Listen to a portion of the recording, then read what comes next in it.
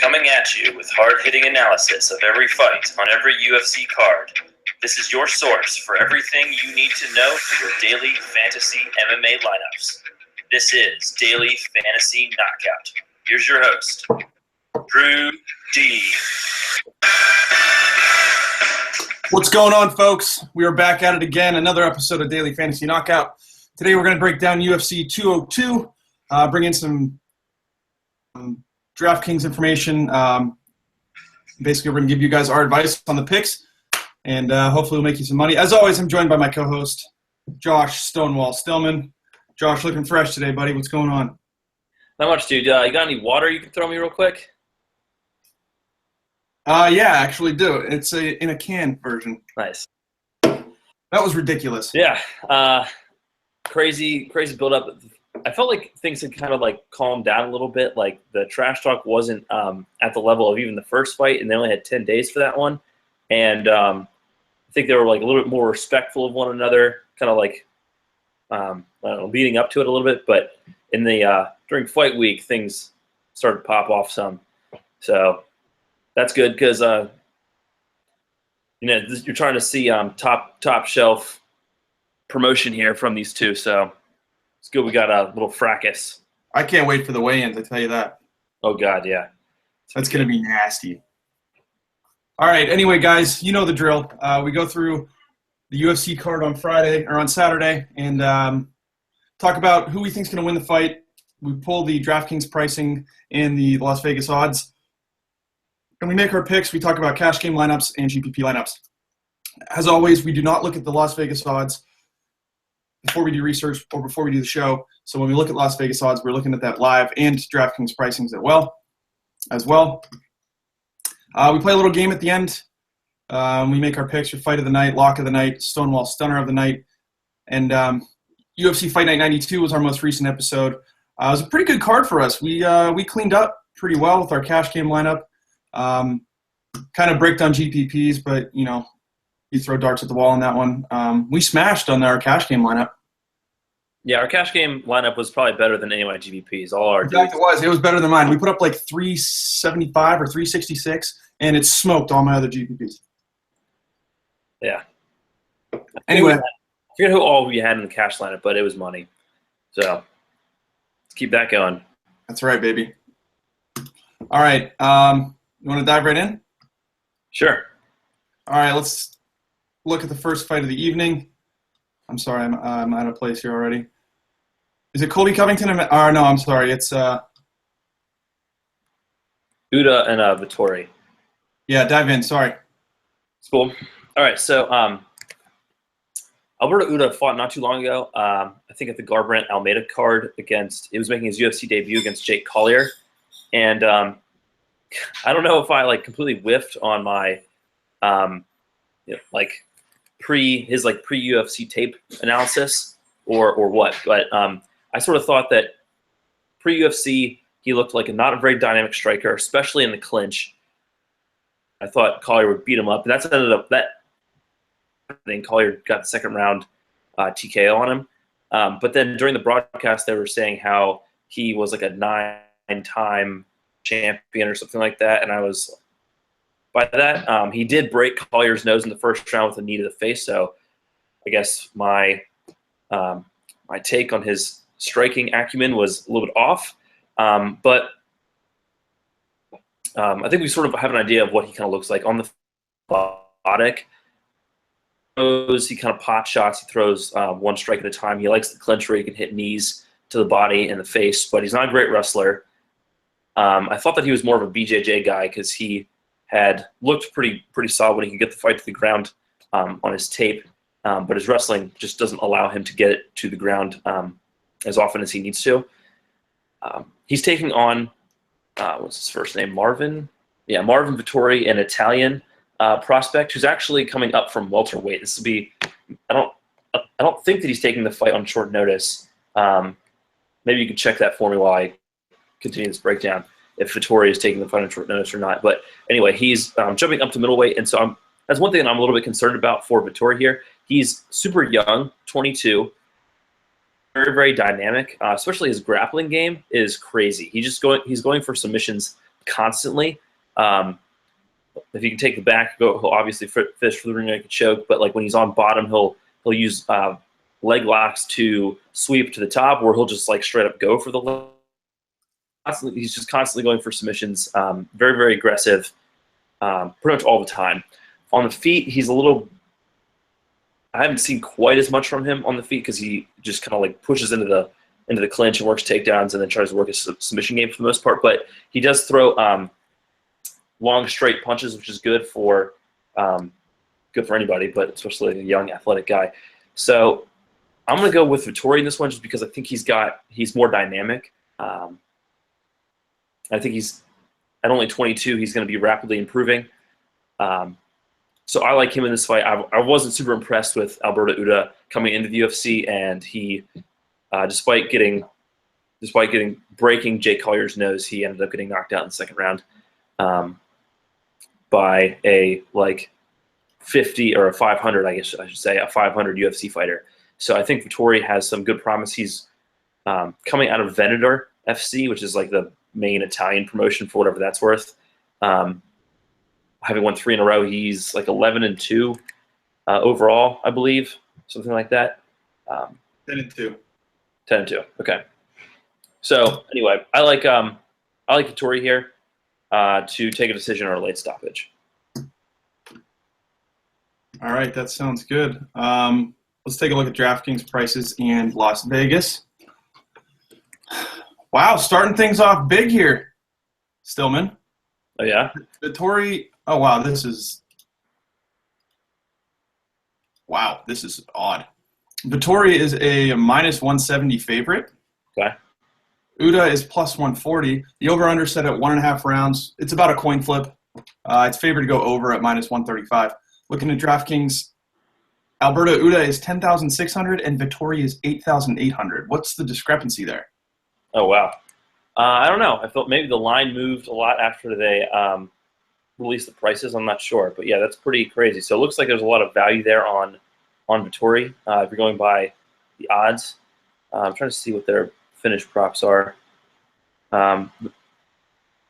Uda's is +240 and Vettori's is +112. So, yeah. With the coin flip, whether or not it goes over 1.5 rounds or not, this looks like probably your GPP play. Good place to start, middleweight, GPP play, fight of the night.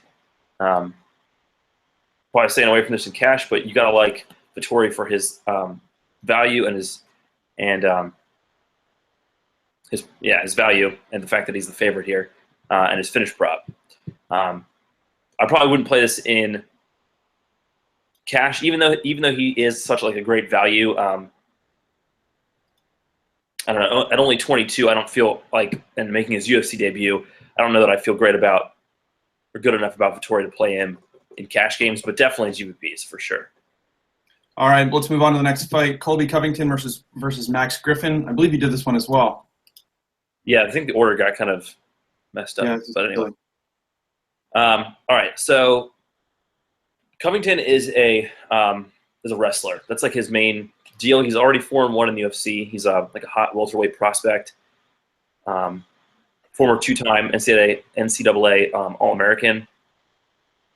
It looks like for the most part he's trying to strike his way into the clinch where he can work takedowns. That's his game.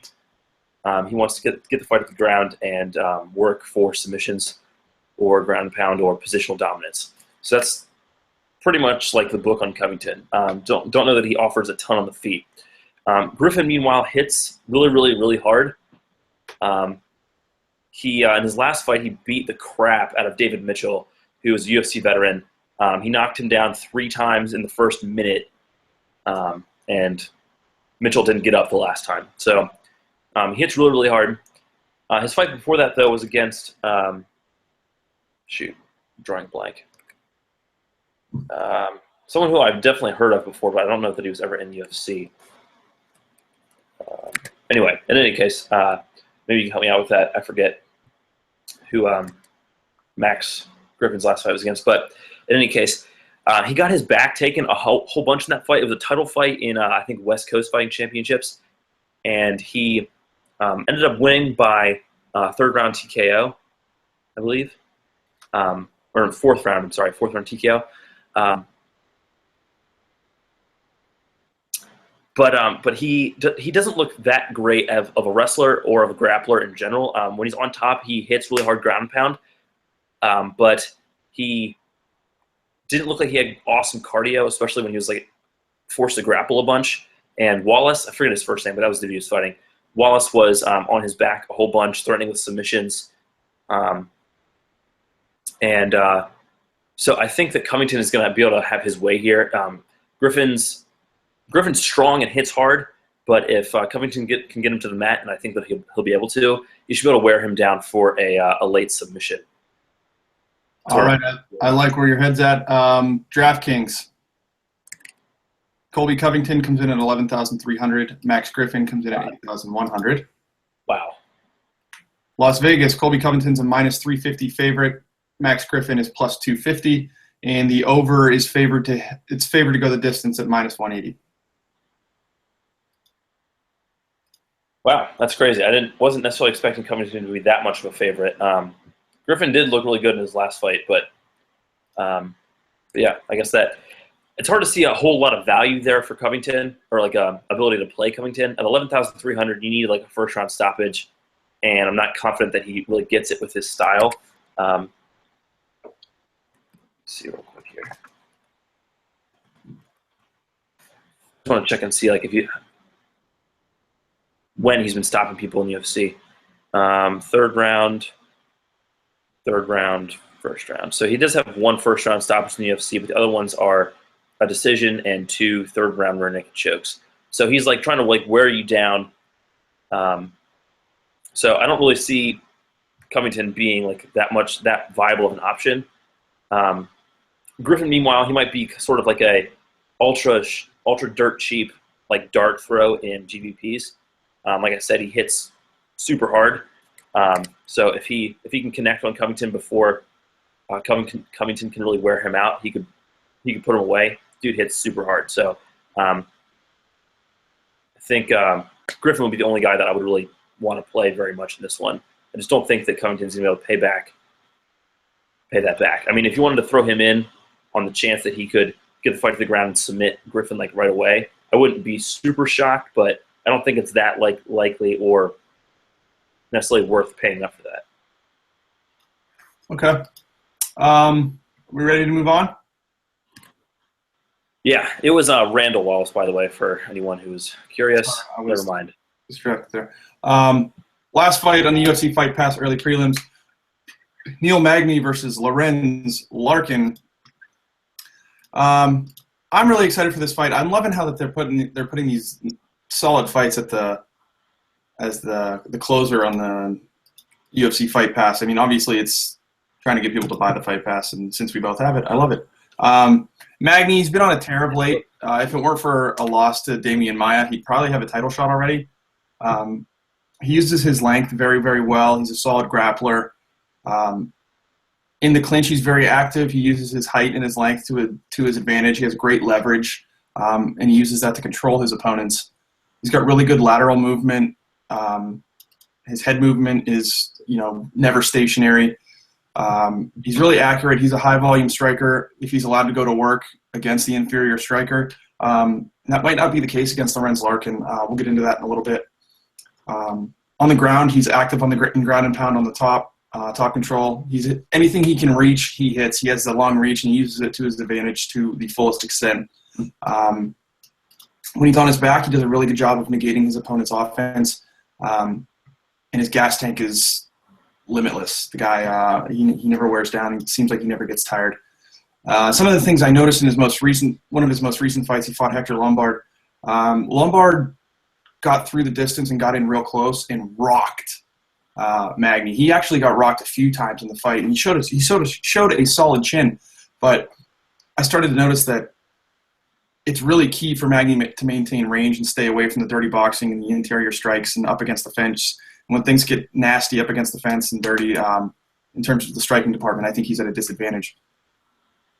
Looking at Lorenz Larkin, he is 3-1 since moving down to the welterweight division. Most recently, he decisioned Jorge Masvidal. He has a very kick-oriented striking game. He throws power behind his kicks no matter where it's at, the legs, the body, the head. Some of the issues that I noticed with him, he tends to back up straight when he gets pressured. Can get him trapped up against the cage. He's very hittable when he's up against the cage. And that leaves him open to takedowns and grappling. That's in Magny's favor. He's very fast. His hands and kicks, he's very quick. He's a good counter striker. Everything he throws with some sort of power. In the clinch against strong wrestlers previously, he kind of got controlled, and it was kind of difficult to deal with. And on the ground, he doesn't offer much on his back. So that being said, I talked to Josh off the air about this, and I'm kind of 50-50 on this fight. I'm not really sure which way to go. I'm asking for his opinion. I'm going to go with Magny just because he's been on a tear. He's an elite-level fighter. Not saying Larkin isn't, but I think Magny can weather the storm, strike from range, and get him to the ground. And if Larkin gets on his back, it's over. I'm not going to say there's a finish prop, or I'm not going to say there's a finish. I'm going to say Magny via decision. What are your thoughts? Okay. Yeah, I think I agree with you. I think it's going to be a close fight. I think if it's despite Magny's reach, when it's at range, I think obviously Larkin, the really kick-oriented elite striker, is going to have an advantage. But Magny's really good at pushing his way into the clinch, where Larkin, like you said, is not that great, and working takedowns. And if he can get top position, that's where Larkin has really struggled in the past. Has been dealing with being on bottom or being stuck in the clinch for extended periods of time. So I think one thing Magny has shown in his fights is that he's very, very smart and has a very, very good gas tank. And I think those are two things that he'll need and to be able to utilize to take it to Larkin. So I agree with you here. I think Magny takes another step into the super crowded welterweight elite with a decision win here. What are the odds and DraftKings look like? Okay, the odds. Neil Magny is -140 favorite. Lorenz Larkin is +110. That's kind of a coin flip in my book. The over-under is at 2.5 rounds, and it is favored to go over at -220. DraftKings, Magny comes in at 10,500 and Lorenz Larkin at 8,900. This is a coin flip to me. In terms of GPPs, I would probably stay away from Magny. I think it's a decision. If you want to throw Lorenz Larkin in there for $8,900, GPP upside, Vegas thinks it's a coin flip. Magny's struggled with striking in the past. Hector Lombard got to him a bunch of times, and it's the crazy world of MMA. So if you're going to throw in a flyer on GPPs, I think Larkin's the guy. In terms of cash games, do you think this fight is relevant at all? I don't think so. Probably for their maybe Larkin, but I mean, he's close. He's a price value, like you said. The fight odds wise is almost a coin flip, and you're getting him at a great discount. But he could end up fighting off of his back or fighting out of the clinch for long stretches, so that makes him kind of unattractive. And Magny's kind of a little bit too expensive for you to really trust and cash it if he ends up getting taken out early. I don't know. Yeah, neither of these guys is super attractive to me, but I could understand if you wanted to go with either one of them. Okay, so let's move on to what's that? You can make a case, I guess. But you said you prefer Larkin here more for GPPs. He's the early finish type of guy. I agree. And Magny struggles striking, so if you're looking for high upside in these GPPs and to pay down $8,900 to pay up for people down the road, it's not a bad decision. All right, let's move on. Next fight of the evening, it is Ronda Marcos versus Courtney Casey. So I'm going to dive into this one. I had never seen any film on either of these two ladies, and I was quite impressed. Marcos, she trains with Darren Cruikshanks at American Top Team. I noticed over her UFC career, she is really improving in her striking in the stand-up department. She fought Jones Liebarger, and she looked really, really crisp on her feet in the strawweight affair. She doesn't have the highest output, but she puts a lot of power into her punches. She's a good defensive fighter on her feet, too. She doesn't take too many clean shots. Jones Liebarger is known for her striking game and high-paced striking, and Marcos really handled it well without any issues. She's always going to be at a reach disadvantage. She's got really short arms, but she's been there before. She knows how to get inside the range, and she knows how to close the distance, and which I'm going to touch on in a minute here. One of the issues I did notice in some of her exchanges, she does tend to leave her hands low, but as she improves her striking game, I foresee that to improve over time. Looking at her grappling and clinch game, her bread and butter, she wants to take this fight up against the cage, and she wants it on the ground. Up against the fence, she's got a good clinch game. She's really, really strong. She has great dirty boxing out of the clinch. Looks like Randy Couture up against the fence. And when she gets her opponents to the ground, she's really heavy in top control and is kind of glued to them and just rains bombs and lays down the law. Looking at Casey, she has a 3-inch height advantage and a 4-inch reach advantage. She most recently fought 1 month ago. She TKO'd Christina Stanchu. I don't know how to say that. On the feet, she's super aggressive. She throws crazy power into her punches. She fought Joanne Calderwood, and she really rocked her early in their fight. She ended up losing that fight, but she smashed her early in that fight in the earliest first round. Later, as the fight progressed, Calderwood pressured her, and she kind of struggled with that. She pulled guard a whole bunch when they were in the clinch. She resorted to the ground when she was pressured. She's got a solid chin, and this girl's tough as nails. She never really was a threat to be finished, and she just kept eating shots. Her ground game, she's very confident on her back. Like I said earlier, against Calderwood, she willingly pulled guard and did a great job. She controlled the posture and the hand control. She was really active on the bottom, too. She threw up submission attempts left and right. Early in her career, she favored the armbar. She hasn't really used it much since turning pro. She's tried it a few times, but she is experienced on the mat and in her submission game. So in terms of the pick, I don't see a finish in this fight. Both of these ladies are tough as nails. Due to the short camp on Casey's part, I'm going to go with Marcos in this fight by decision. I see her handling the aggression of Casey on the feet and using counter punches to keep her at bay. Casey was tossed around on the cage and on the mat by Joanne Calderwood. Even though she really wanted to be there, I didn't really understand her game plan. I think Marcos uses her grappling and her ground game abilities, and she grinds out a decision win. All right. Taking a look at the odds here. Marcos is a -140 favorite, and Casey's a +120 dog. The over-under is 2.5 rounds, and is favored to go over at -210, so you're on there with your decision pick. DraftKings, they're pretty evenly priced, with Marcos coming in at 9,600 and Casey coming in at 9,800. So a little bit of value there on the favorite Marcos. Cash game play. I don't see this as a GPP. She's cheap. I think Marcos wins this fight, so she could be a cash game play to save some salary for you. Okay. In terms of GPPs, I'm not going to throw them in. I don't see either of them finishing the fight. All right. That works. I mean, if you're strapped for cash and you need someone that's going to get a win, she is favored and she's cheaper, so Marcos, could grind out a decision for you. She's not going to get you that GPP upside that we're looking for, but if you need somebody cheap to get you a win and get those extra 25 points, she's an option for you. I think we'll actually have a better, cheaper option shortly for that. But Okay. All right, let's move on to the next fight of the evening. We're going to discuss a couple of featherweights.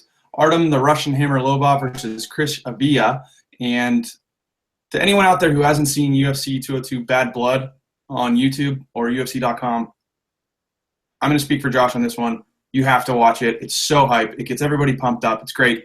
And I actually learned something in that video. These two, Artem Lobov is a longtime trainer of Conor McGregor, and Chris Avila trains with the Diaz brothers. So these are a couple proteges going at it on the undercard, and it should be make for a good fight.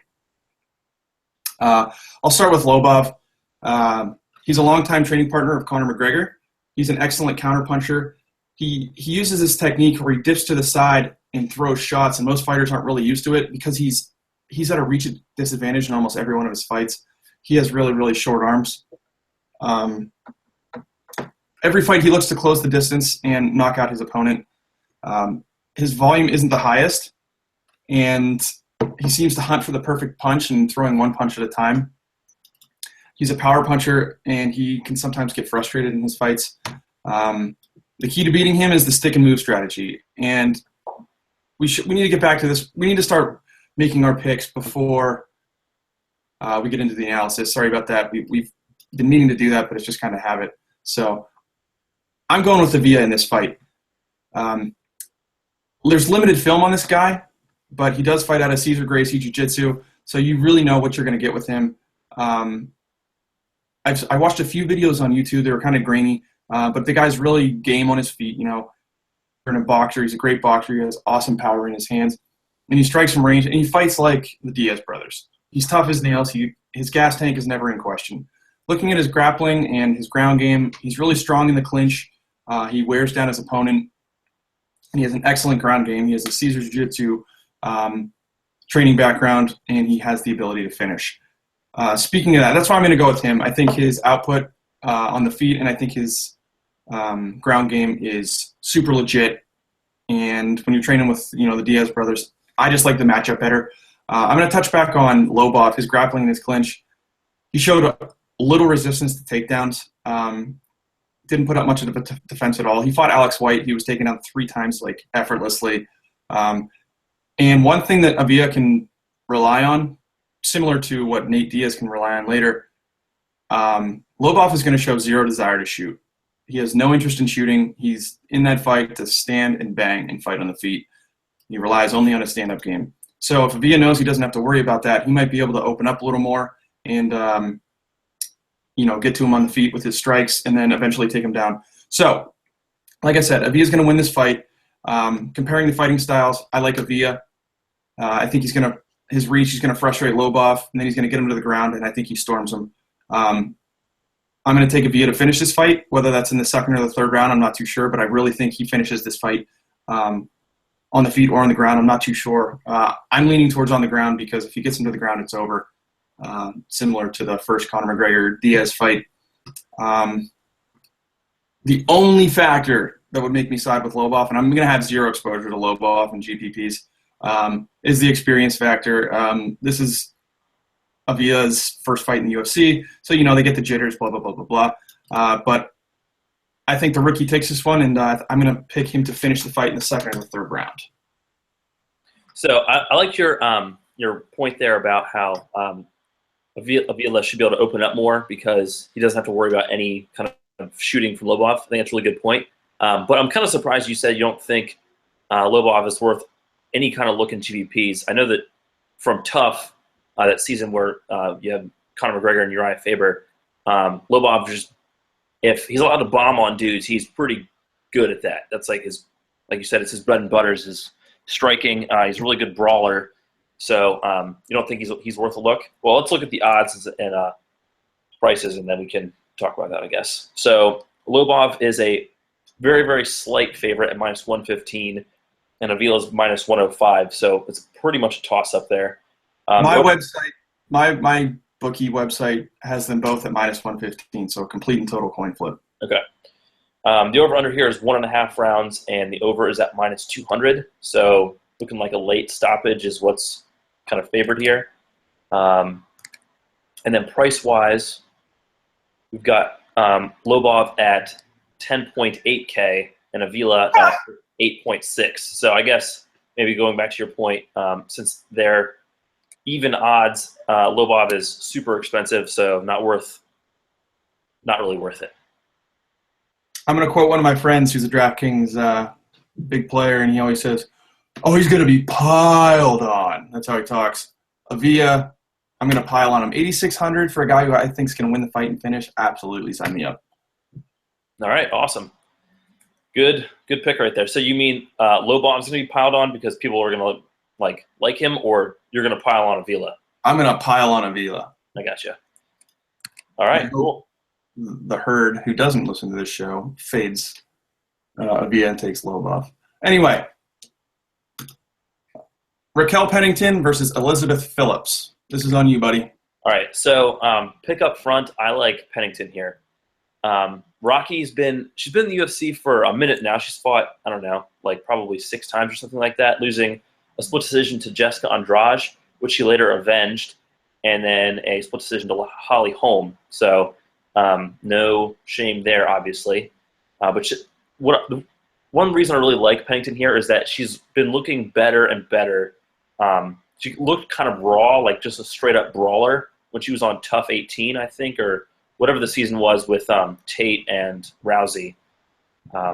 She looked a little bit raw and just kind of like a brawler who got by on like toughness more than anything, but she has tightened her game up considerably since then, and she's a low-key, like pretty good grappler.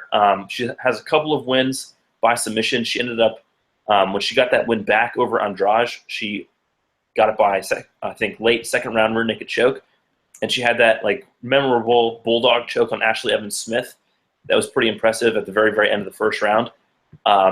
So I like her here because I think she's a little bit better than Phillips everywhere. Phillips looks to be mostly a striker, and she does hit hard and throws tons of volume, and those are the two things that are kind of in her favor here.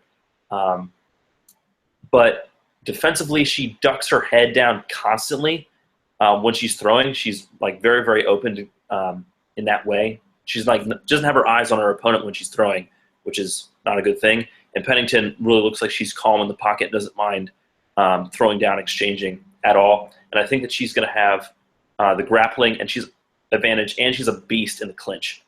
So I like Pennington here. I think she's just a little bit better everywhere, and I think that she'll be able to like withstand maybe some hard punches from Phillips to get the fight to the clinch or to the mat and take this. What was my official pick here? Late submission? Yeah, either a decision or a late submission here for Pennington is my pick. Love it. Dude, this is ridiculous, man. Elizabeth Phillips is plus 200, and Raquel Pennington is minus 260. The over-under is 2.5 rounds. It's favored to go over at minus 260. DraftKings, Phillips is 10,200. Pennington's 9,200. Where are these? Wow. I mean, I'm fine with this discrepancy, but who is like setting these algorithms and determining these prices? Yeah, I don't know. It's crazy. Whatever. I mean, I guess we'll take the value here. I guess the only downside is that so will a bunch of other people, but what are you going to do? Yeah, so this was the pick that I alluded to earlier where you've got a favorite, and who's a significant favorite here. Like Marcos was a slight favorite. Pennington is a significant favorite here, right? At, what did you say? Minus 260. Yeah, wow, dang, okay. And she's even cheaper than Marcos at 9,200, so she makes, I think, a great play in any format. I know that the fight was favored to go over 2.5 rounds at like minus 260 or something like that, but still, for that cheap at 9,200, I wouldn't hate throwing her in GBPs if she can snatch one of those late submissions that she's been able to do a couple of times. And I definitely like her in cash as well. Significant favorite for super cheap money.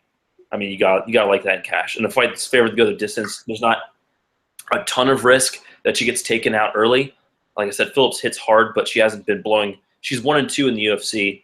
She hasn't been blowing the doors off of anybody. She couldn't even knock out Jessamine Duke, who's like 0-6 in her last 6 fights. So not super worried about Pennington getting knocked out here. So I like Pennington big time. Yeah, I'm going to agree with you here. I don't think there's much else to talk about. The discrepancy, Vegas sides with us, cash game play all day. All right. The last fight on the Fox Sports 1 prelim, Cody No Love Garbrandt versus Takeya Mizugaki. If you guys listen to this show or watch this show, you already – what did you say? This is your boy. No Love. Yeah, dude, this is my boy. You just stole my thunder. If anybody watches this show, you know that me and Cody No Love are like this. He's my dude. Been watching him since – when was his first fight? I can't remember, but the hype is real with this guy. I don't really want to even go into all this crap, but I'm going to. He's a title contender out of Alpha Male. His last fight, his first big step up in competition was Thomas Almeida, and he stormed him in the first round, knocked him out. You know what he's all about. He's got great boxing, huge power in his hands. He throws combos everywhere. He counter punches. He's got a great chin. He's 32-1 as an amateur boxer. He likes to throw this really nifty jumping flying knee in close quarters, which is I'm always looking for that knockout. He's accurate with his punches. Wrestling is his bread and butter at Alpha Male. If need be, he takes wonderful takedowns. He does tend to stand more and uses wrestling as a defense mechanism and more of in a reactive state, which he could use it offensively, but he's so powerful on his feet. He's got hard ground and pound, and when he's in top control, he looks to throw bombs. He doesn't really want to sit there and grapple for position. He just wants to lay down the law. So I'm going with Cody in this fight. To repeat that, Mizugaki, his strength is in his boxing. I'm not going to consider it elite level boxing, but it's one of his strengths, if not his number one strength. He's a good counter boxer. He fought Aljamain Sterling most recently, and he caught him with counter punches on exit exchanges quite a bit. He does get really frustrated with the movement of his opponents. Cody moves in and out all around, so that's why I think has an advantage on the feet. When he does get frustrated, he tends to charge forward, and there's Cody's boxing skills and counter punches to put him to sleep, I think. He fought Dominic Cruz, and he was absolutely stormed by the speed of Dominic. Dominic used his wrestling to slam him to the ground and knocked him out on the ground, and I think he's going to struggle again with Cody's wrestling and power punches. Like I said, Garbrandt, he's the next one in my opinion. I wouldn't be shocked if he storms Mizugaki and we see him call out Dominic Cruz for the 100th time. Although Mizugaki is a formidable opponent, I see Cody storming this fight. First round, second round TKO. I think Cody wants to make a statement. I think he does have the tools, and he's more than just hype. I really think he's an all-around great fighter. Josh and I got to see him fight live in Pittsburgh. I went and saw him at the pre-fight workouts, and the dude is just fast and athletic. I'm going to go with him. And if he struggles on the feet, and this is another reason why I'm picking him, if he struggles on the feet, he always has his wrestling to rely on. Mizugaki's a great counter boxer, and if for some reason Garbrandt can't get to him,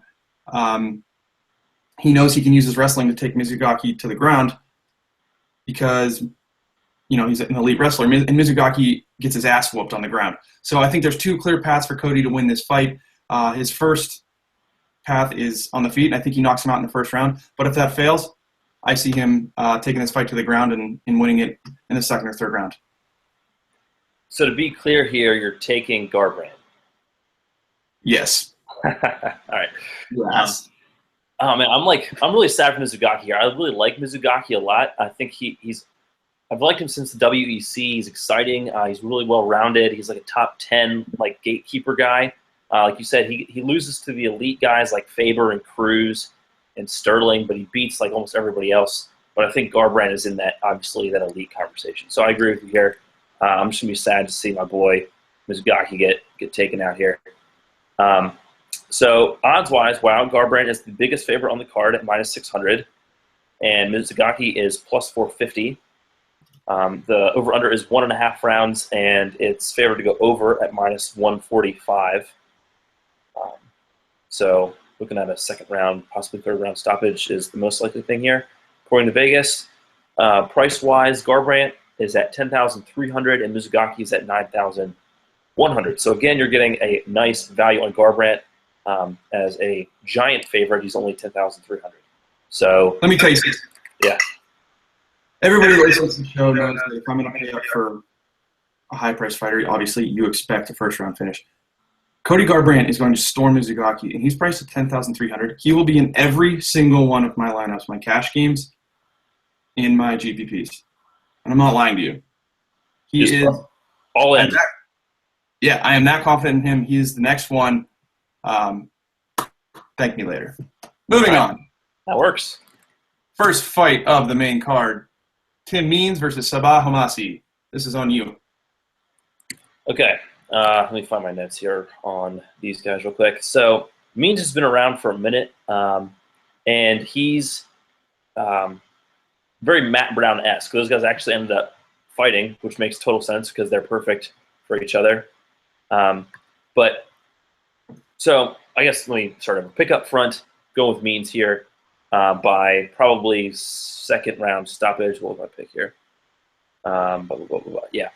Yeah. So Homasi is not getting a tune-up fight. This is his official UFC debut. Homasi was on the season of Tough. That was American Top Team versus Black Zillions, and he lost his only fight on the season and didn't get an official fight at the finale. But the fight that he lost was a 3-round war that most people thought that he won. He was fighting a guy named Carrington Banks out of the Black Stallions who was basically looking to take him down the whole time. And he stuffed most of the takedowns and was able to get back to his feet quickly when he was taken down. And Banks didn't really do much of anything, and Homasi landed more power shots on the feet and should have probably won a decision, but didn't for some reason. So he's coming in against Means, though, who is on – so this is his second stint in the UFC. He was 2-2 and then got released and won 2 fights in a row out of the UFC and got brought back. And I think he's like 5-2 or something like that since coming back. He's just a bad stylistic matchup for Homasi, in my opinion. He's Homasi does a good job at like stuffing takedowns, but he doesn't really look to wrestle that much, I don't think. I didn't really see tape on him, too much tape on him, much less of him wrestling very much.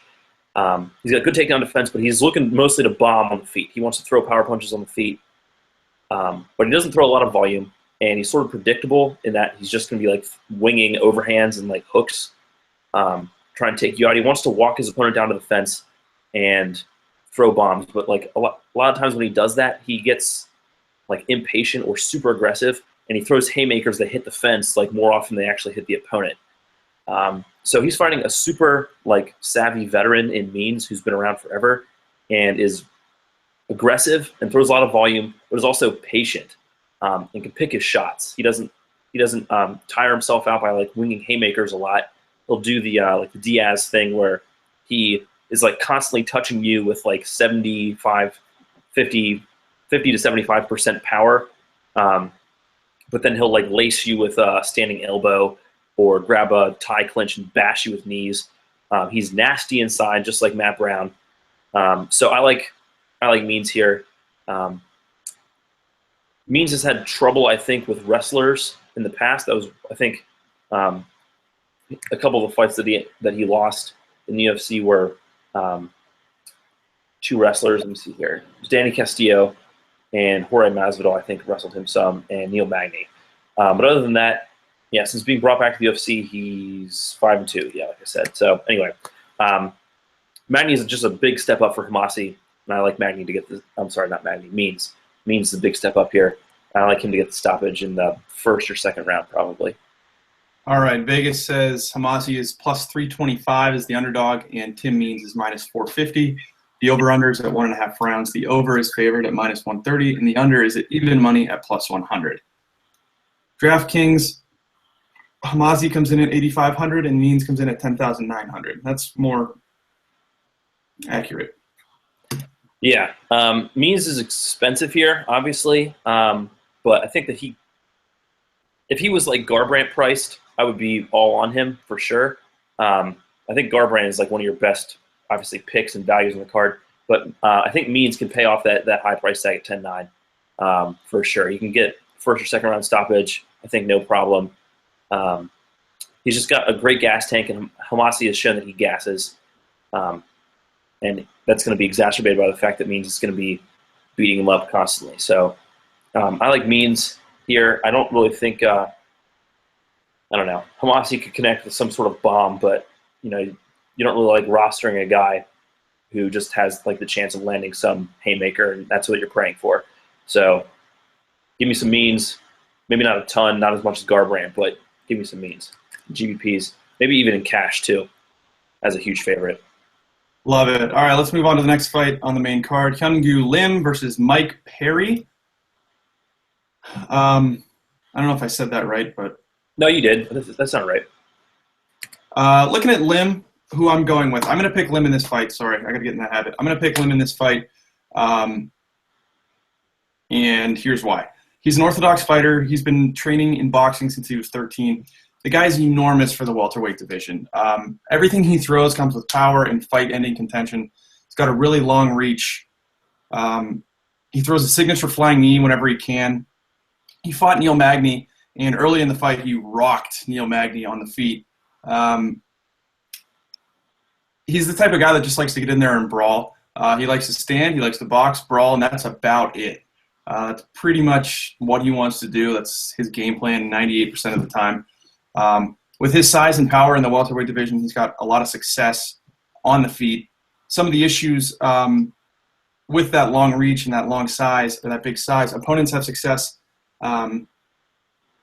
They chew up his lead leg, and a lot of UFC fighters, if they are like big for the division, they have a long reach. The key to beating them is chopping down that lead leg and getting rid of that plant foot. Looking at some of his grappling and clinch game, he's very strong in the clinch. He uses his legs and just sheer size and mass to beat dudes up, and he tires them out because he's so big for this division. That's up against the fence. On the ground, he looks very uncomfortable. Neil Magny took Neil Magny to the ground, and he was easily reversed. Magny quickly mounted him and dominated him late in the round. He has limited submission experience. He's got 2 victories by submission before his career started to take off and get serious in the professional ranks. Magny took him down at will. He really exposed Lim's inexperience on the ground. His technique was poor, and he sometimes you see fighters that, build up for transitions and, they work for half guard and stuff like that. He was strictly just trying to muscle Magny up off of him. He never worked to improve his position and then stand up. So that shows his lack of experience and a place that he doesn't want to be. Looking at Perry, didn't see too much on him. He's undefeated at 6-0. He's a specialist in boxing and kickboxing. He's athletic. He's dangerous on the feet. He's won all 6 of his fights by KO, TKO. Similar to Lim, he likes to stand and bang. He is coming in on 2 weeks' notice. The key for him, I think, to win this fight, if he were to win it, is to strike from range and stay out of the clinch and chew down that lead leg with leg kicks. But I didn't see many leg kicks out of the limited film I saw. In terms of the pick, like I said, I'm going with Lim in this fight. It's hard for me not to pick him. He's a UFC veteran. He's a brawler. He's got huge power. He's taken on a UFC rookie on 2 weeks' notice. I see him brawling with Perry. I think he gets to the clinch game. He wears down the smaller fighter, and he finishes this fight in the 2nd or the 3rd round. I am going to have some GPP exposure to both of these guys. I think it's a war. I think it's a fight of the night candidate. I wish I would see some more on Perry so I could give a more accurate description of how I think things are going to go, but I'm going with Lim in this fight to win it in the 2nd or 3rd round via TKO. All right, cool. Let me see here. On Lim is a pretty significant favorite at -270, and Perry's at +230. Underdog. The over/under is at 1.5 rounds, and it's basically a coin flip at -105. So we got GPP play here for sure. DraftKings, you have Hyun Gui Lim coming in at 11,100 and Perry at 8,300. So do you think, you're going to be paying up for Lim there? Do you think there's value in Perry as a GPP play at only 8,300? What's your take there? I'm going to have some lineups with Lim in it because I can pay down with guys like Avila, who I think are going to finish the fight. On the flip side of things, I could play Perry too because he's not that big of an underdog, I don't think. What'd you say it was? +210? Okay. I mean, they're both brawlers and a puncher's chance, you know what I mean? If you want to throw him into a lineup as a punt play, sure, I wouldn't hate it. Like we always say, it's MMA, blah, blah, blah. I think Lim's the favorite, but Perry's a brawler. He has experience knocking people out. He's talented on his feet.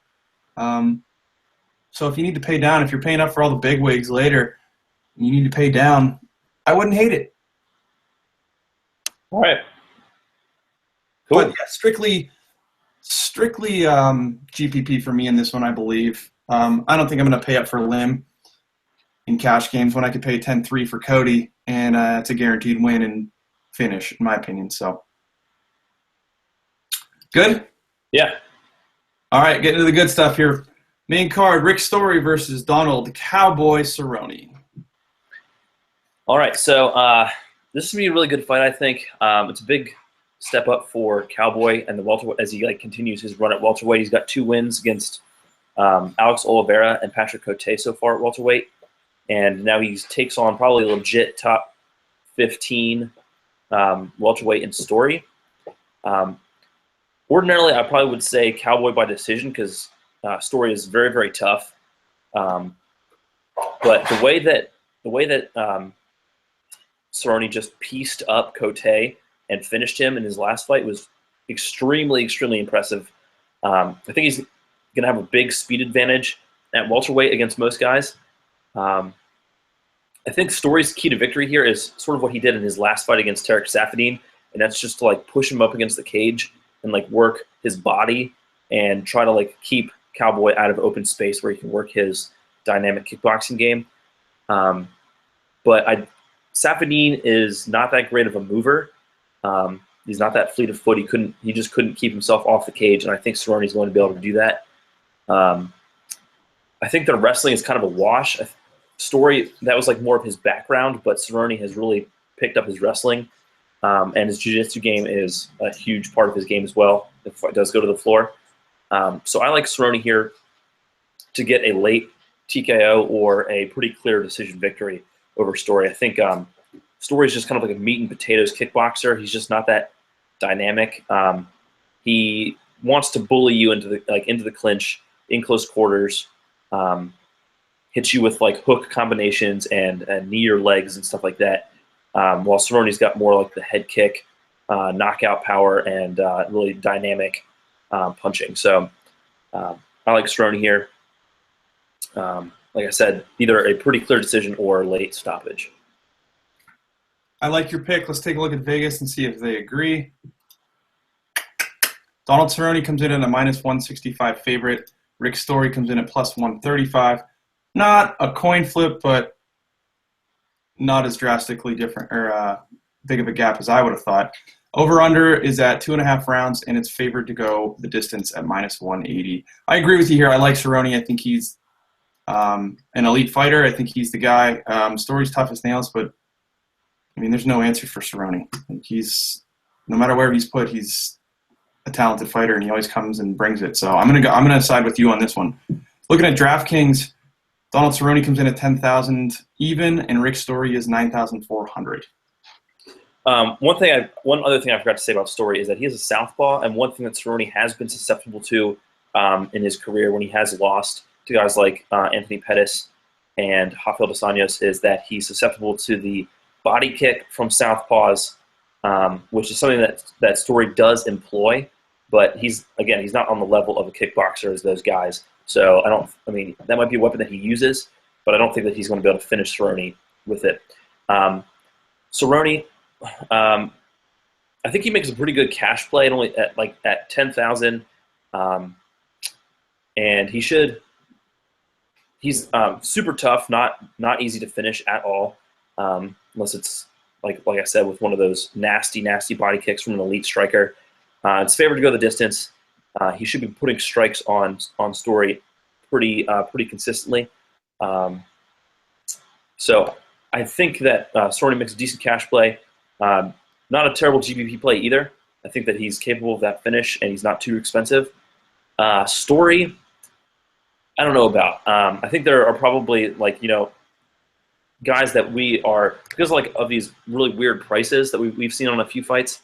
There's probably guys who are in his price range that could actually pick you up a win or that you like to win, and we don't really like Story to get the win here, so probably won't be on him too much.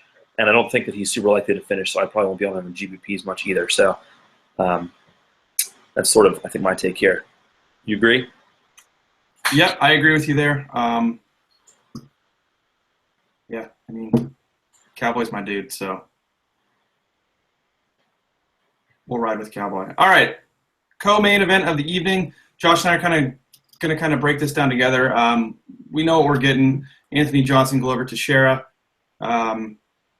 So we didn't do too much research on them because, I mean, we've watched these guys fight a million times. I'm going to start off with a shocker here. I'm going to go against the grain, and I'm going to make a hero pick. I'm going with Glover Teixeira in this fight. Bold. Yeah. Is that a stunner? Is that stunner worthy? What are the odds here? Probably not. Teixeira's only 165. If you pick him to finish in a particular round, that You always make it so hard on me just because I'm whooping that ass in their game. I'm catching up. I hit my fight of the night last week, which is freaking crazy. First one of those we've hit. We'll get to that later. But no, yeah, I'm not giving you a stunner at plus 165. That's not stunner-ish enough. I'm about to hit you with a stone cold stunner, dude. Anyway, I'm going with Glover in this fight. He's only been finished once in his career, and it was his first or second career fight years and years ago. We all know what Rumble Johnson's going to bring. He's loaded with power. He's going to throw strikes. But I just don't see Glover getting finished in this. He's going to be at a speed disadvantage. But previously in his fight career, he's handled experienced strikers. I see Rumble, throwing everything at him in the first round, coming out really, really strong, but fading as the fight goes on. I think Glover, if he gets through the first round, I think it's his fight to win. Looking at his fight against Open St. Preux, similar. St. Preux came out throwing everything but the kitchen sink at him. Glover weathers the storm, grinds Rumble down, or grinds St. Preux down, and he won the fight. So I think that holds true here. I don't really know what else to say. I think Teixeira grinds out a decision or a late submission. Yeah, I think if this was a 5-round fight, and if it got past like the second round, I think it would massively favor Teixeira to stop it. I mean, Johnson is just not built for 5 rounds at all. So I think we can probably agree this is a strict GPP play. Either Johnson storms early, or Teixeira weathers the storm and like drags Johnson to the mat and submits him or something like that late, or grinds out a decision, something like that. I couldn't agree more. It's going one way or the other. If Rumble doesn't finish it in the first, then I think Glover grinds him out, tires him out, submits him. I would feel, like I said, I would feel much more confident in Teixeira if this was a 5-rounder. At only 3 rounds, I think that Johnson could probably seal the second round up with some like power punching early before he starts to gas, and then Teixeira has to play catch up. And if he can't totally get him out of there, he might end up on the wrong side of a 29-28 type decision. If he had rounds 4 and 5, he would, I would think, easily finish Johnson at that point if the fight went that long. But anyway, probably a straight GPP play here. So yeah, let's get to those odds. Like I said, Teixeira's a plus 165 dog, while Johnson comes in as a minus 190 favorite. The over-under is at 1.5 rounds, and it's at plus 105 to go over. So I have it at minus 130 to go under. Oh, wow. And Okay. plus 100 to go over. I mean, basically, but slight favorite to finish in that first round. That's what Vegas is on Johnson to finish it in the first, but if Glover hangs on and weathers the storm, it's his fight. Yeah, agree. Johnson is at 10,700 on DraftKings, and Glover is at 8,700. So, like I said, probably GPP play. If Glover can get you that finish, he's a super awesome value at only 8,700. If Johnson gets the first round finish that you need, well, he's worth that 10,700 price tag. Not much more to say on that, right? Yeah, I totally agree. But man, I'm just thinking in my head and putting together some lineups here. A lot of people are afraid to leave salary on the table, but there could be thousands of dollars I leave on the table when I put together some lineups this week. That's good. You differentiate yourself. That's Yeah, exactly. That's good, but it's just, I don't know. There's like this mental thing where, you're leaving 4,000 on the table. It's not always a bad decision, guys. Try to differentiate yourself. Put it this way: if you have under 500 remaining salary, the odds of you having a similar lineup to somebody are very, very good. So don't be afraid to differentiate your lineups and GPPs. And we see a lot of value in these underdogs, and some of them are favorites, and they're still priced as an underdog. So it'll be interesting to see who ships this GPP this week. for sure. All right. Ready for the main event. We ready for the main event? Are you ready for the main event? Oh, man. I am ready. Diaz versus Conor McGregor, round 2, baby. All right. So you picked Diaz the first time around, and I picked Conor. And, I couldn't – I still feel kind of bad about picking Conor the first time around because I'm a huge Diaz fan. So now my judgment must be completely whacked because Diaz won the first time, and I'm a huge Diaz fan, so I'm picking Diaz. But those two disclaimers up front. Here's how I sort of break down the fight, and you can kind of tell me if you agree or not. So there are a few proven ways to beat Nate Diaz. There's the least likely way that McGregor could replicate, and that's the Dong Yeon Kim way, which is to outmuscle Nate in the clinch and take him down and lay on top of him. McGregor can't do that, so that way's out. Then there's the Rafael dos Anjos way, where you just beat the crap out of his legs for 15 minutes, or for the whole fight, in this case 5 rounds. You just beat the crap out of his legs and maybe mix in some wrestling. And that is a way that Conor might be able to go, but he doesn't leg kick that much. He kicks plenty, but they're more flashy and they're more to the body and the head. He goes wheel kicks. This is that straight kick to keep it big. He doesn't chop down the legs. Right. Yep. He's going the front kicks to the body. That's what he wore down Chad Mendes with. So he's more of a flashy type dude who goes to the body and the head, not really to the legs. We saw him try a few wheel kicks in their first fight, but didn't connect. So I don't see that way as being super likely. The last way is what Josh Thompson did to him, and that was to stick and move and switch stances and refuse to stand in front of Diaz. And he chopped on the legs when he was southpaw, and then when he switched to orthodox, he went upstairs with head kicks. Basically, he was just chopping the legs, and then he'd go upstairs with head kicks when he caught Diaz reaching, and eventually that's what happened. Diaz was like reaching down to block one of the kicks because his legs were getting mangled, and he ended up leaning into a high kick that knocked him out. Only time he's ever been knocked out in his career. So that is, I think, the most likely way that Conor could go about winning here is to stick and move and not get into a brawl and pick him apart with kicks.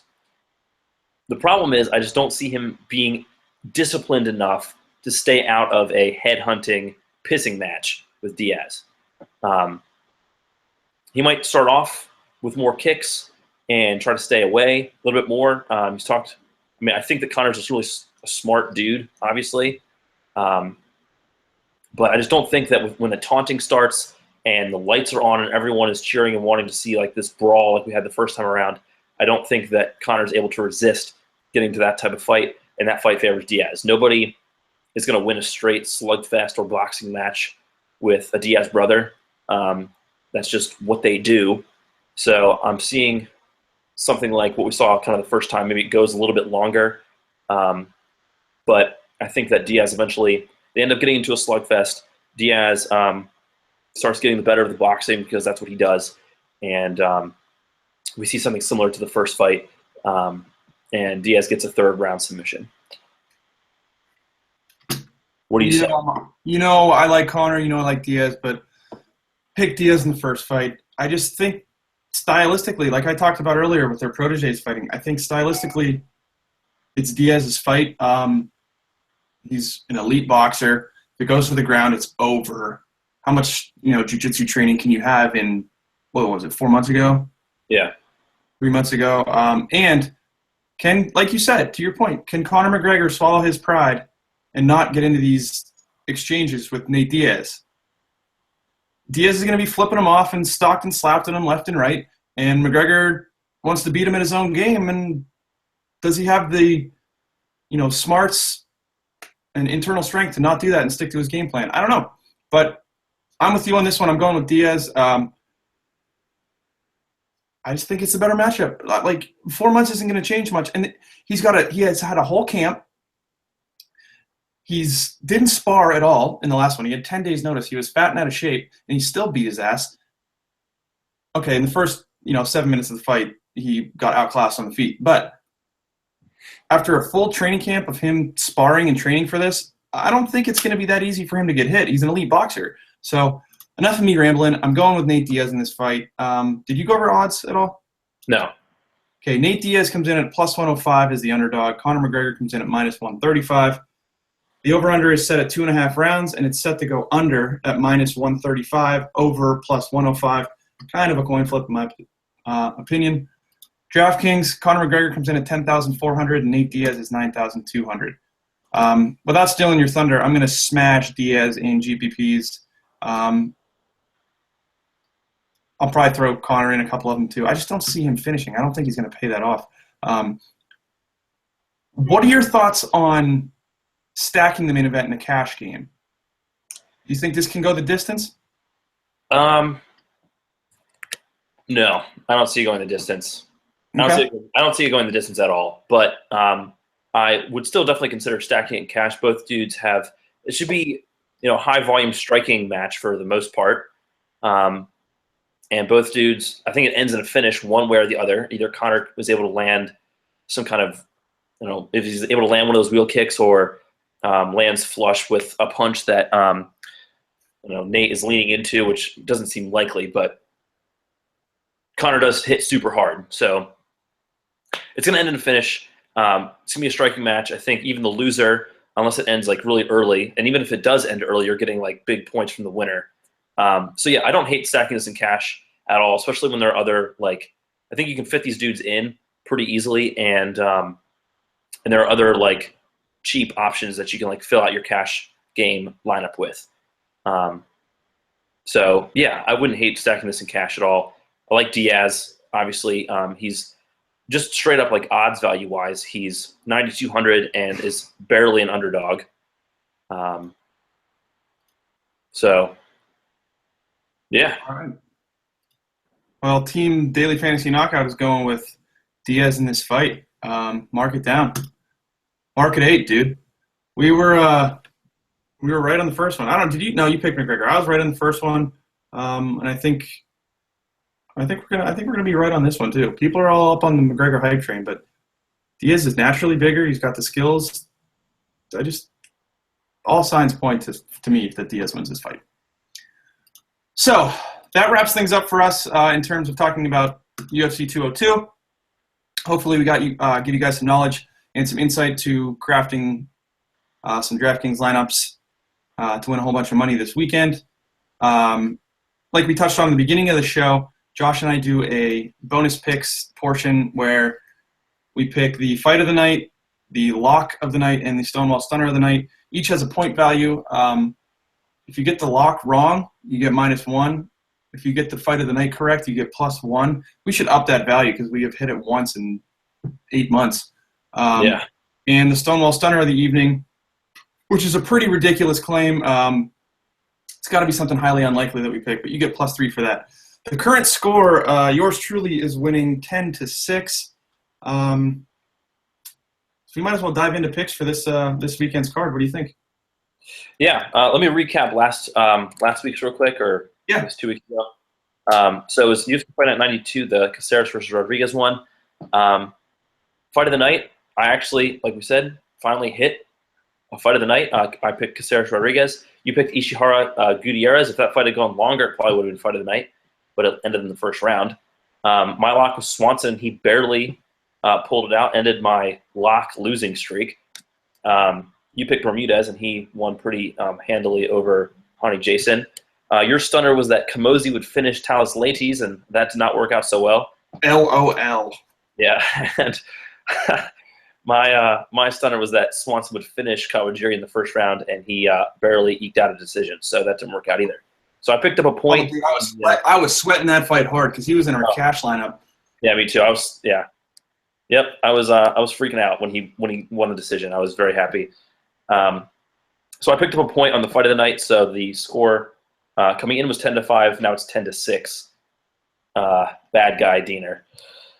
Yeah. All right. So Anyway. How we want to do fight of the night? I think the pick is obvious. What do you say? Main event. Yeah, I think with all the hype, there's just no other fight that could be fight of the night. But so how do you want to do this? Which of us is getting the pick? Here, hold on.